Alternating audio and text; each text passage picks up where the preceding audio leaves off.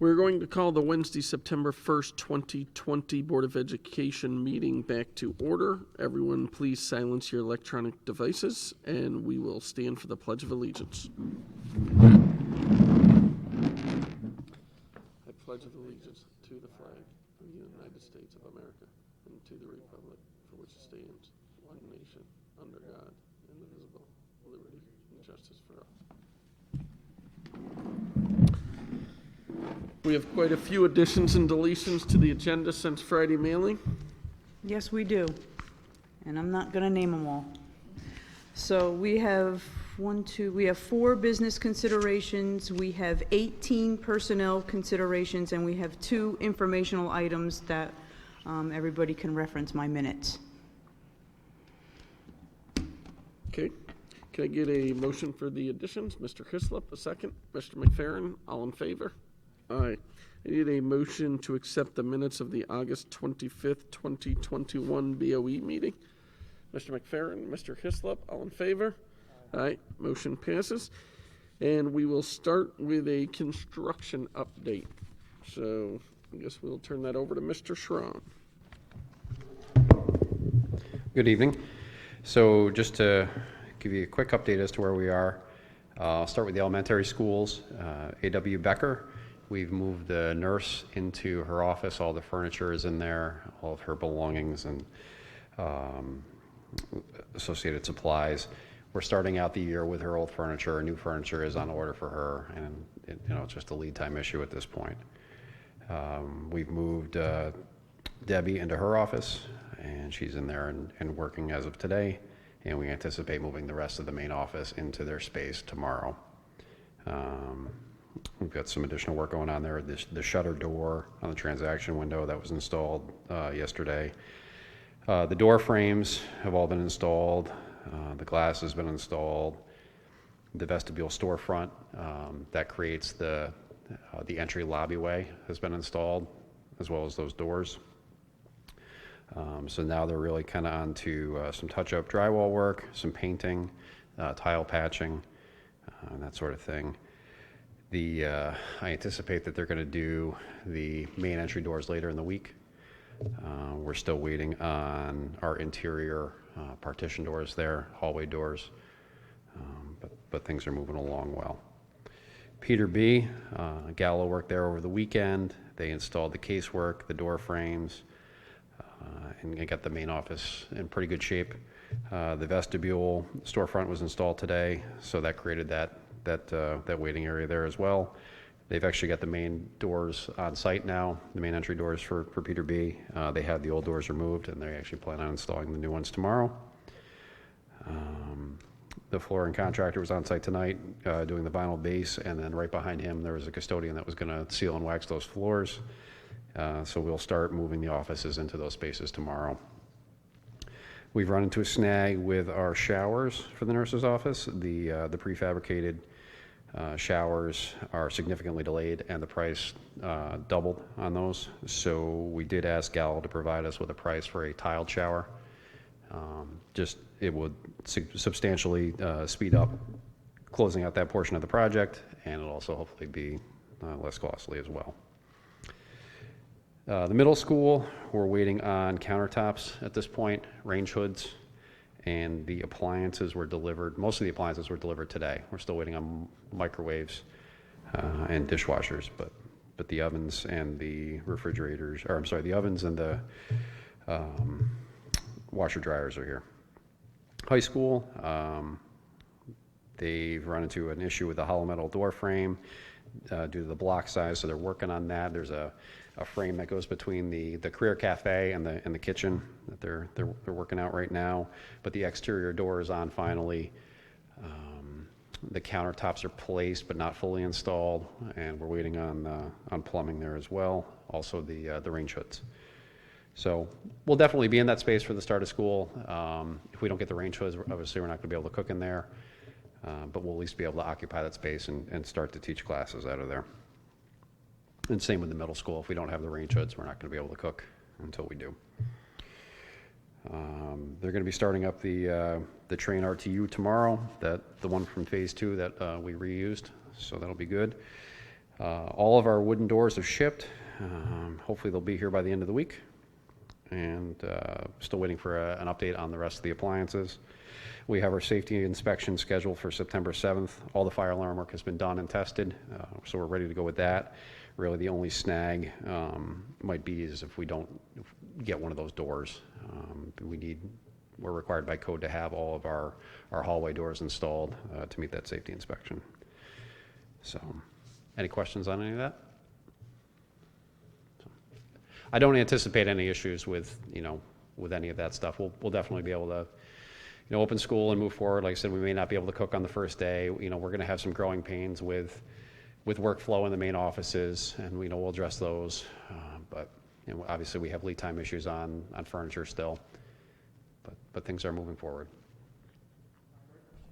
I think you said the emergency inspections are being done on the 7th? They are. Is that going to be done, isn't orientation also on the 7th for the high school and middle school? So will it be done before you'll bring the kids in or as they're here?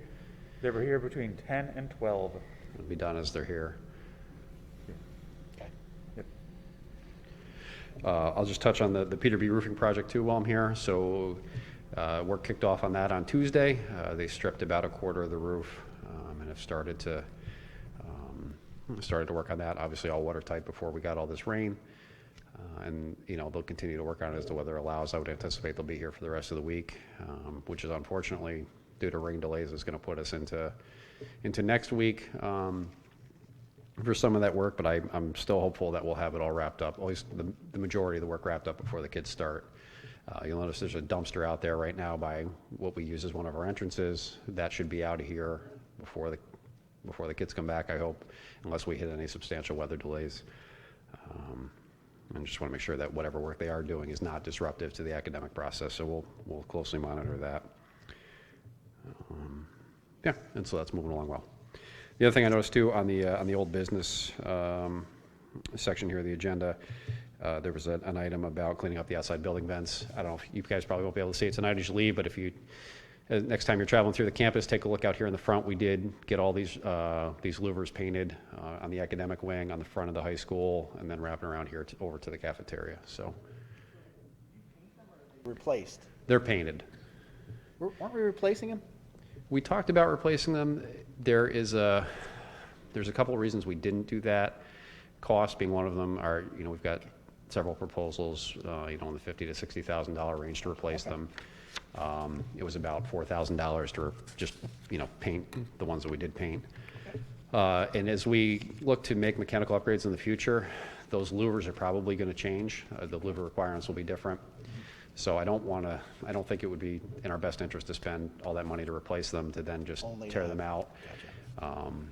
So that, painting them gives us the best bang for our buck right now. So that's what we decided to do. Grounds, HVAC improvements in all of our buildings have been a constant discussion, and many of the units that are here are original install or at least 20 plus years old. So that's it is sensible for us to go with the very long awaited temporary solution as we determine what's the next penetration on the wall going to look like. So Right. Thanks. Will some of those HVAC units possibly get changed with the federal money that we'll be receiving? Is that something you can use that money towards, or is that something that has to go into a project? We're much more likely to take that on through one of our capital projects as in our long-term planning. And there's a percentage of the money that could be used for improvements, like we could immediately call it for improved air filtration. But if we would spend 10 times the money that was given to us for the CARES money trying to do the work. So we'll do it as more long-term, larger project. Those were items that were identified on the BCS, which would then drive our next capital project. Got it. Okay. Any other questions? Great. Thank you. Thank you, Bill. Thank you, guys. We have any hearings and petitions? No? Okay. I need a motion for one or all of the business considerations. Make a motion for 6-1 through 6-12. Okay, do I have a second?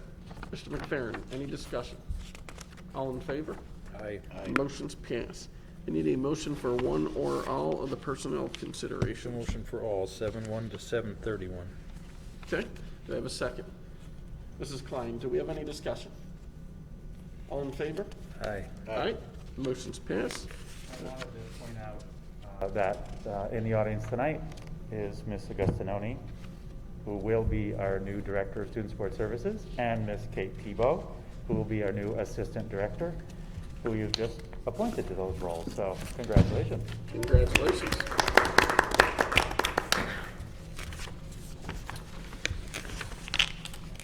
Eight is informational items only. Special reports. I have nothing to report. Any other board members have anything to report? Mr. Engel. Just wanted to mention, I'm assuming some people have heard, but Miss Marion Koch passed away last week. She was a longtime teacher at A.W. Becker. Lived up on the hill in South Bethlehem, so thought we should mention that, and our condolences to her family. And up until a few years, she remembered almost every student she ever taught. Mhm. It was amazing to talk to her, because she could remember it like it was yesterday. Yep. And I was one of them, 4th grade. She taught a long time though. Yeah, a long time ago. Okay. We will turn it over to Dr. Bailey. The long-awaited guidance from the Department of Health came out last Friday. We know we had a discussion last week about what would happen as part of a reopening plan and distancing and masks, and the Department of Health has followed through. Later in the day, the governor's office helped with a clarification, because one of those things within that is anytime someone had a mask off, such as in a lunchroom or in music, that they would need to be at 6 feet, and all classrooms need to be at 3 feet. And the governor's clarification is that that is where practicable. That's the guidance, and the governor's directive is no school, and the state education department, no school should change or censure a program if they can't meet those standards. As a for instance, think of City of Albany probably has 30 buildings that they work in. Very possible some of their classrooms are too small to fit a class of 24 at the required 3 feet. What state education department and the governor have said is, you need to have school. So we have done a lot of models. We've talked about this before in our classrooms. We believe almost in every classroom at all times we'll be able to maintain 3 feet as a matter of course, similar to what we're doing right now. But throughout the day, there will be times where students are not at 3 feet or at 6 feet if not possible. The most challenging thing for us will be our lunchrooms. Bill has been working steadily. We've been doing mock-ups and buying furniture to make sure that we can be as close to that benchmark as we can. And our new our mitigation reopening plan reflects the new Department of Health directives about masks right now. The reopening committees met last week and yesterday to try and figure out more of those day-to-day details. I think the high school, middle school committee looked at 31 different elements. The elementary school is pretty close to that. We're going to be, the biggest thing that families need right now is answers. They want to know if a kid's going to have a locker, how they're going to get to it, what is the drop-off going to look like. We're going to polish up what we've talked about, and we're going to get that out as, basically last year we had that long 25-page reopening plan that was all paragraphs. We're going to have a bullet list of drop-off, lunch, lockers, so people can just go down the list and say, this is what I want to know. That'll act as our reopening plan this year. It's a lot easier for people to digest, and really everybody's got their own unique reads. They don't want to read through 25 paragraphs in order to get to the facts that they need. The other thing that someone suggested is we have a Q&A running for both the district, and we started one for the buildings now, that we will put a link to that Q&A on our Facebook page. Even though we've mentioned it, we've sent letters once or twice a week for the last few weeks, and we've mentioned it, we'll make it a little bit more forward-facing, because every time someone submits a question to us, we add it to the Q&A in the hopes that we're answering a lot of people's questions. And people have a lot of questions. With that, sorry to interrupt, but can we make sure that we highlight the ones that are different, right? So if people have been looking through it and kind of following along, the ones that you're adding, as you're adding them in, Yes. some way or shape or form, really Sure. make them look different. We've been dating when they've come in to give a range so people know when we're adding them back into the list. But I agree, and we let people know how to search in it as well. So if there's a keyword they're looking for, they can just easily, jump right to the thing that they're hoping for. So there's a question and answer page on each school. We did correct? it. We had a general one for the district, and we just started the one for schools. We started breaking them out by schools today because we're recognizing that families have a lot of more intimate questions. And, and a high school parent doesn't necessarily care what elementary drop-off is going to look like. So we're trying to give them more focused place to find the answers to their questions. So tomorrow and Tuesday are our superintendent's conference days, and our staff will be back en masse. And on Tuesday, as you had mentioned, orientation for grades 6, 7, 9, 10 will be at the middle school and high school from 10 to 12. We sent out transportation cards for the first time in more than a decade. That was a fun experiment. Transportation cards, index cards with someone's address and pickup and drop-off times. And we know that there'll still be some changes to those, but we took a brave step and we wanted to try and improve communication around it. And we also have the bus routes on our website, as we always have, because some people maybe didn't get it in the mail, didn't get it yet, or as there are updates. We'll do a full push on it. We'll do a phone call to let people know that there are changes to that. And as always, the first few days are a little bit of a mystery. We've asked families who will be transporting their kids all year. I think we have about 170 responses so far. That means 170 kids who will not be on our buses. But it always takes time during the first week or so to get to know where kids are standing, to know who's going to ride the bus or not. And we know that times will change. Joanne, were you going to say something about that? I was going to say there will most definitely be some changes. We will notify it'll be on the elementary levels, not on the secondary levels. But we'll get that information out. I've been working with Deirdre to make sure that we have the communication ready, and yourself, Dr. Bailey. But there will be some changes, and we'll communicate that. It'll just affect the times, the pickup times.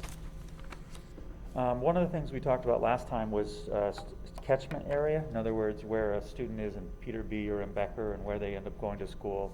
I went back and I pulled documents from the span of time I've been here from different superintendents, from Dan Toplesky to Al McCartney to Bob Libby. It looks like back in 2013, Dr. McCartney wrote a letter to the district families, and he basically said there was a concern from families asking for permission to transport their children to a child care provider in a catchment area where they didn't live. So in other words, they lived in the Peter B. area, but they wanted a child care provider in Becker, and they wanted their child to go there. And he starts the letter by saying, after investigation, I found the district has not been consistent, and people have received different messages depending on who they talk to. And in the past, favors have been done and exceptions have been made. And he goes on to say, basically, class size and predictability of enrollment in schools needs to be driven by where people live and not by where people choose to have their child care provided, even though knowing it's a hardship for our families. He talks about commissioner's regulations that it'll be determined by student residency for the purpose of elementary school catchment areas and placement, and that there is flexibility for people who have child care within the same catchment area where they live. So as far back as 2013, we stopped allowing it. And then the letter from Bob Libby in 2017 did the exact same thing. It just reinforced that, yes, we can help you with a child care provider, but it has to be in the same catchment area where you are. And talking to the elementary principals, even right now, there's some nervousness about enrollment in their classes and being able to predict and know whether we'll be able to fit our kids and how many kids are in each section, whether we need to create sections. They expressed a lot of reservations about the flexibility. There are lots of reasons to be compassionate and help people. We don't have a lot of child care here. But I wanted to have a discussion with you. You know the community. And what is it our people need and what we think we can tolerate. there's a potential that it can create a hardship for a building. You know, if your child's in a class, we have a lot of childcare in Peter B. You know, we have Circle of Friends and Little Feet and a lot more dense population to help with childcare. If you have a child in Peter B and they're in a second grade class of 18 kids, would you want it to be 22? Because we have childcare there. That's a hard decision. What are your thoughts on it? We're talking about changing which building they go to school in? Right, changing their building, their kids go to school in based on where their child care provider is. And it could be a family member or a commercial, company. There are not a lot of I think it's an awful slippery slope because your child care can change back and forth. I don't know that that's something we could handle. Our classes sometimes are close to the maximum and, Right, my concern is if you, okay, we have one family that's in that predicament right now, so we allow it, but does that open up for 50 families next year having the same issue? And That's then, why you need something in place to deal with those things. So if you do allow a family to do that, like I mentioned last time, there needs to be something set up where anybody who might be in this predicament can enter into this pot, and at this stage of the game, 1 week out, our numbers are pretty close to locked in, and maybe a second grader doesn't work over here, but a first grader works over here. I don't think that is too much to ask. And like you mentioned before, I think there was only one person this year. There might have been a couple other people over the past few years. So we're talking about, only a couple of students. We're not, when it starts to hit this is why we would cap it. All of a sudden now 50 people want to do it, and then we need to take a step back. But if we're helping a few people here, I don't see the harm in it. I know lots of other districts that do these types of things. but if you allow one and deny another, then you're showing favoritism. I'm not sure that's what you want to do. So again, then this is where a plan needs to be set in place. Here's this piece of paper that everybody gets. And if all these criteria are met, it's going to work out. If one of these criteria doesn't meet, then I'm sorry, we have to go on to the next person. The one thing I was going to mention as well, I reflected on some of the conversation we had at the last meeting. I did comment on how few requests I've gotten, and it could be one of two things. It could be genuinely there are that few people who have the need. It could also be that people knew the answer was no. They didn't ask because they knew the answer was no. I don't know that that's the most prolific thing, because how would Yvonne know if Tracy knew that? I mean, that's a pretty specific knowledge.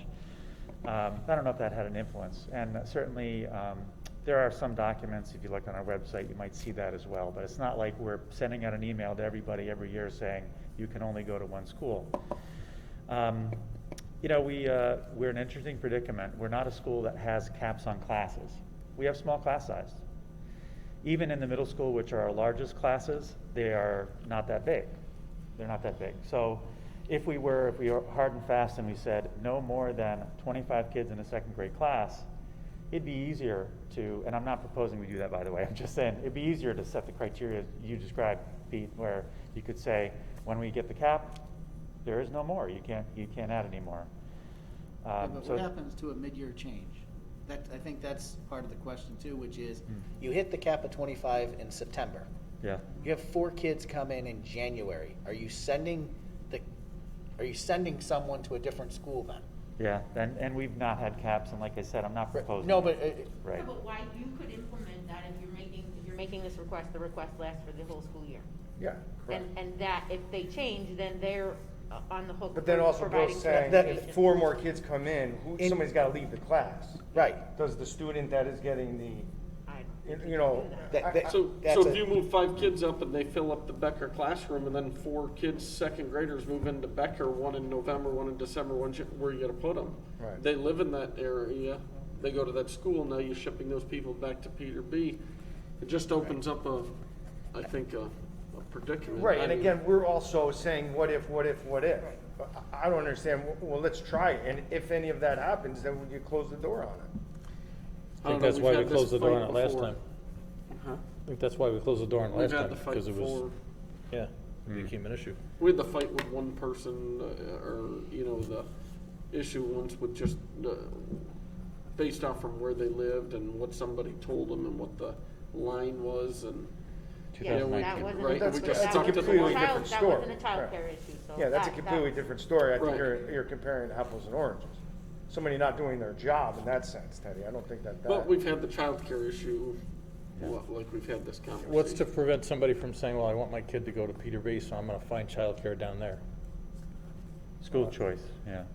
No, that's And, not what it's and about. okay, fine, but I think there should be, if we're going, honestly, I think that if it's only one kid, we should try to accommodate. That's how I feel about the whole thing. But, that being said, you have to do it by a certain time of the year. Like, you would have to do it in the middle of the summer. It wouldn't be something you could come into the first week of school and try to do something like that, because we need to plan for our classroom sizes and things like that. There is a cap on the people that we do it, you know, and all of the numbers that we do and that kind of thing. We have even though we don't have hard and fast numbers for our class sizes, we have a general idea of where we like them to be. Right. You know, we know like third grade and below, we like 18, 20 maybe. And in the fourth and fifth grade, we're in the mid-20s sometimes. And in the middle school, about those numbers too. We always have like a general one, but to Bill or Bray's example, there are some years where Becker's got 50 kids in second grade and 90 kids in third grade, which makes you wonder what happened in those years. But there are huge disparities in the size of some of the classes, which then that's what those years where you see a second grade teacher teach third grade instead of second, because we need 5 sections over there. So there's always volatility, even if we weren't considering it. Right. But I'm thinking about time when we used to have a lottery system for pre-K. So I don't know if something like a lottery system would be good in this instance. If we have an idea of, you know, what the classroom numbers are early on, maybe we could, you know, set a lottery for, you know, each grade and say, you know, once we've hit that max for those folks, then no more kids can come in for that grade. I mean, that's a lot of work, but I mean, that's one way it could be equitable. Well, we wouldn't have to, you know, be showing favoritism. It could just be on a lottery basis. Right, and then you could keep your numbers low enough that you could withstand a mid-year change or a mid, you know. But then you're waiting to base your childcare on the results of a lottery. I'm not But we sure. used to do that before it was universal pre-K. My kid. Well, we didn't have a got choice into- then. We didn't, but I mean, if we don't really have many choices anyway, that could be. I mean, I just know from my own experience, people are really hard up for childcare. And I got mine like about a week and a half ago, and thank God it all worked out, but I just know everybody's not in that situation. So I guess what happens if somebody asks us to go to a school and we have no room? We're already at that number. Say the max number we want is 20. We already have 60 kids in third grade in Becker. Yeah. And then somebody says, oh, we're already at, so. That's it, there's That's the gotta way it be, is. that's gotta be the way that it Yeah, is. you just gotta have rules, right? Right. when Dr. McCartney made this change or took this stand, he allowed the families who had been granted that to finish their children to finish school where they were. He grandfathered them in, so he wasn't taking a third grader who had been there for 4 years and bringing him over to the other school. Right. So there was a dignified way to end that when it happened. And to be honest, I don't remember what the issues were. Some of you were saying you remember issues. Yeah. I wasn't here. I think I'd like to, I think we should get some more input from the administrators in those schools and possibly. Well, I think that's what we did last week. I think the issue is now, before our next meeting, things are gonna happen, and we're talking about one Yeah. family and, I don't know, 1 or 2 students or 1 student, and this is gonna affect them starting Wednesday. Right. And this is also, never mind, not important. I was going to say about the grade level, but it's not important. Okay. I'll tell you what, I will work with the principals and find out what the humane way is to resolve it. But I appreciate the discussion, because I don't remember, I was a principal when this came out. So I don't remember well enough what the effect it had on the community, or why we moved in that direction. So having a little bit of dialogue was grateful. Thank you, I appreciate that. So then this family can expect to hear this? Yeah, I'll speak to them tomorrow. Okay. Yeah. Okay. Along those lines, we talked last week about childcare as well. You know, after-school care and stuff like that. Like, I think both Peter B. and A.W. Becker have programs that have only so many allowances based on their insurance and stuff like that, right? So I think it was 45. I'm not sure if it's the same at both They're a little schools. bit different, but yeah, you're about right. Right? And then you just mentioned like Circle of Friends and other places. Are families aware of those things? Because we're talking about childcare and the strain that we have, and And I think COVID was just, evident that, once the kids were sent home and, families needed to work from home, luckily some of them could, not all of them could, right? Right. So they needed to figure that out. Is there stuff out there that's being shared to those families? Are we putting stuff out on our websites, just say, hey, there's some other opportunities out there, just to help the families kind of, figure this out? So maybe not only are they trying to look in the different areas, right, from AW back to Peter B, but also like, here's some things that are out there that maybe you could look at, right? Just kind of sharing those things, because maybe they're new to the community, maybe they just don't, know well enough to, reach out to those places.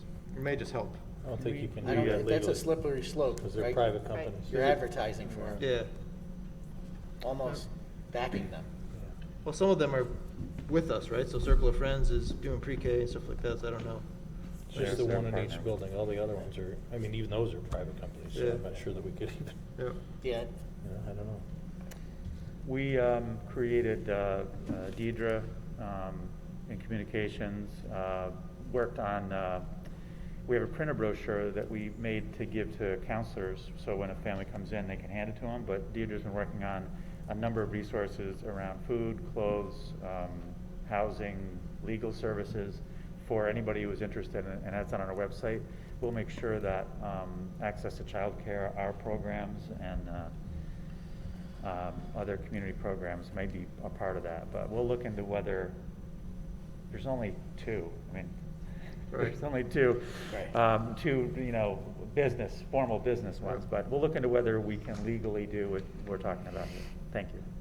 Okay. You have anything else? I was just trying to think about what else Mr. Engelhardt would say. Okay. I was I'll gonna let turn it over to Joanne him go, next. and we'll go from there. All right. Yeah.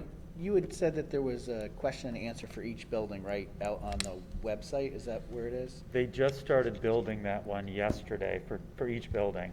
If somebody has a question that's not on the question, There's a way for them to click on it and gotcha. submit it. All submit a right, I just question. wanted to make sure that there was that vehicle. Yep, Deidre put a Google form built Thank into you. it. Yeah. Okay. Turn it over to Mrs. Moran. Lovely time of year, the tax bills should be arriving in your homes any day now. You should see them, they went out. We're still working on the external audit, we're trying to wrap that up. They were only here through Thursday of last week. They do some follow-up stuff, but again, we will be ready to bring that to the Board of Education on October 6th. At this time of the year, we're all still getting ready for the state aid forms, transparency report, they're all due this fall. We're working hard, we're a little bit ahead of schedule, we're usually late when we report that, but we won't be as late. Our goal is to have it all submitted by September 17th. I have to give a shout out to the O&M. I say it every year. I walk around every school. Bill Schramm and I reviewed each school. And while the capital project did go fairly well, it won't be completely wrapped up, as you heard Mr. Schramm say today. But it absolutely astounds me every single year when the work that gets done in the summertime to do those cleaning, the painting projects, the big moves, that all the work that they do in July and August and all, I don't understand how the O&M department will work so hard to get that school open, every building. It's amazing to me.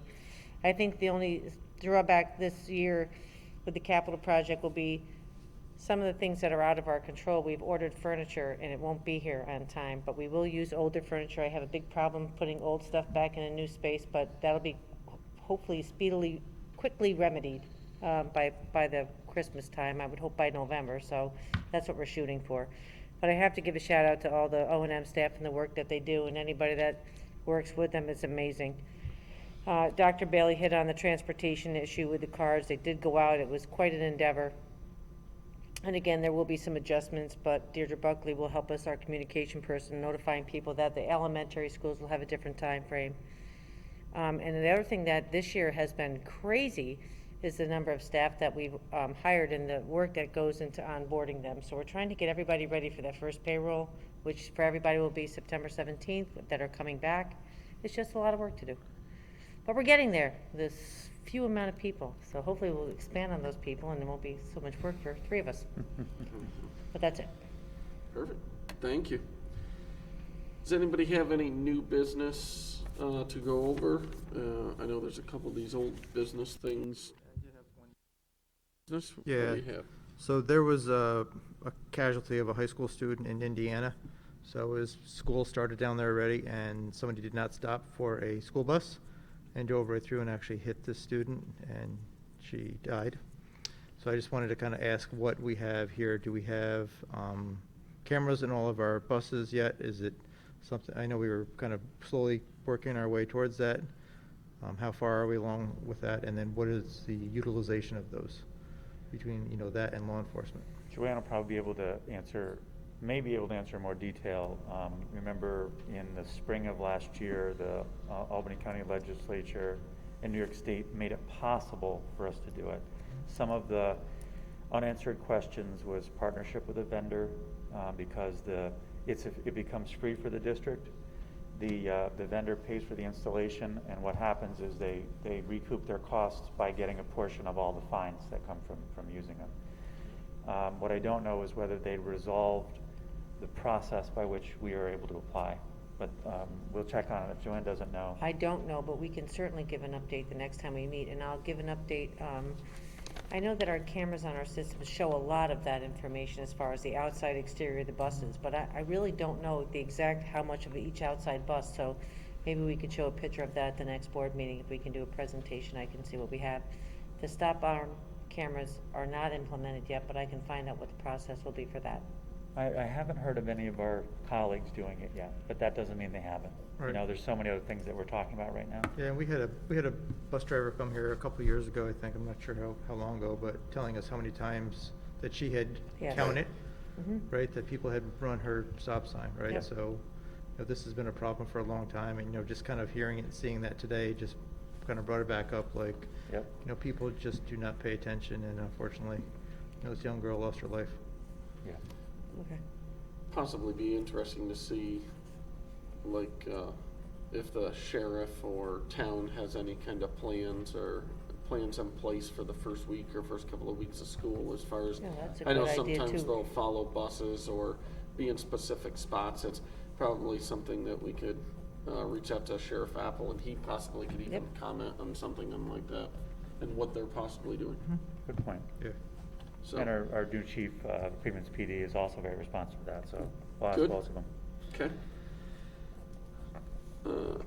Old business communications to parents regarding new school year. I think we've sent letters out. A lot of that information, I think, is posted on our website. So I think we've done pretty well with that. We've gone better, but you know what? Everybody has their own flavor of how they want the communication, so we're gonna keep slathering it on in hopes that we get to the people that need the information.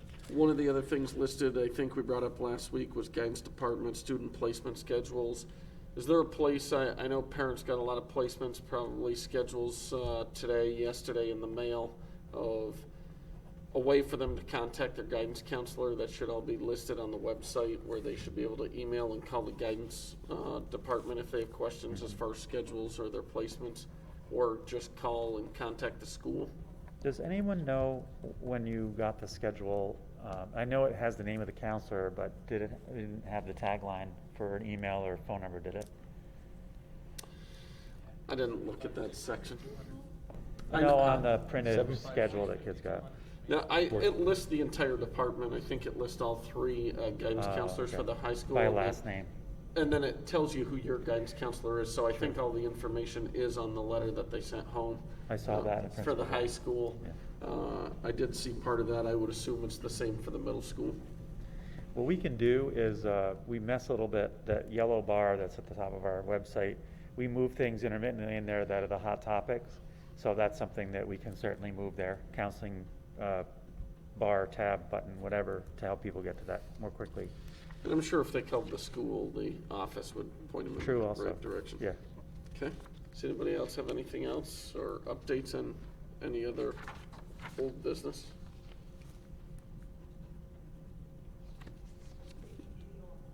What's that?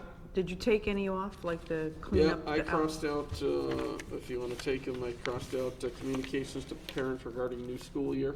Okay. I think by the next time we meet, that will be done. The guidance department, student placement schedules, we could remove that. And child care, I don't know if we want to leave that on there or we can take that one off. Okay.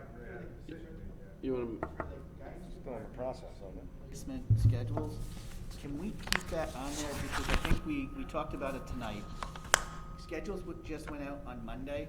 Is there a way for us to get schedules out a little bit earlier, or, time period, so that if there are questions and concerns about schedules, there's a little bit more time to contact the school and remediate those, rather than the week before Yeah, school? so we'll keep those on there. We'll just take the communication top one Yeah. off and leave the others. Well, we can also, the cleanup of the outside building vents, that can come off. Yep. Finally, 2 years in running. That's a long timer. That one's in stone. And it made it to the bottom. Wow. I don't think it's done. I think he just said the ones on the front of the building. Right. So until we drive around the back as side they of the get the other building, ones then. It wasn't me. Actually on the list there, homecoming games, I talked to Mr. Dorrance after our last meeting. He said all of the varsity teams have home games between Thursday and Saturday on that homecoming week. I know that, and you may have asked, I have to assume, I'm making an assumption, if varsity's at home, JV is as well because they're traveling together? No, not necessarily? Okay. The other thing he'd mentioned is one of the difficult things is, in that span of time between the second week in September and the last week in October, every single school that we play is playing the same. Yep. They're all trying to do homecoming. So they're having to mitigate that, if Chalmont is having their homecoming on that weekend, the same weekend as ours, something's got to give. But he did say that all of our teams are at home that week. We can test that math when we get closer. The other thing you'd asked about modified or other teams playing on the turf field at night. A lot of the limitations that come around that is I know the answer to this. It's the way that they're transported. I mean, we said we wanted the modified teams to have an opportunity to play on the turf field. Families can come because the games are then at 6:30 or 6 o'clock. I know what it is. Some of these sports, they're traveling with multiple levels of the sport together, or they're traveling with multiple teams. I don't know how that makes any sense. So in other words, we've traveled here with whatever modified team is going to play. The other half of whatever it is playing somewhere else on the campus in the dark. So boys and girls modified soccer typically travels together. Okay, I knew I'd get one right. Right. But- So but- that one sport, yeah. Yeah. So for That's those, not true of all of them. I understand Yeah, what he's saying. Thank And whether you. they actually can take the same bus or drive two separate buses depends on the flow. So. Right. Yeah. But No, the sentiment is there. Yeah, But you the gotta be idea- creative, and it's, Yeah. can it happen once? It's not going to happen 8 times or 10 Sure. times. It's, Also a big field for a modified team. Yeah, it And is. turf is tough for modified because they've never played on it or practiced on it or anything else. It's true. They usually get the best. It's not the same thing. okay, All right, thanks. great. BOE committee reports, we have an audit finance committee meeting that's attached and a policy committee meeting.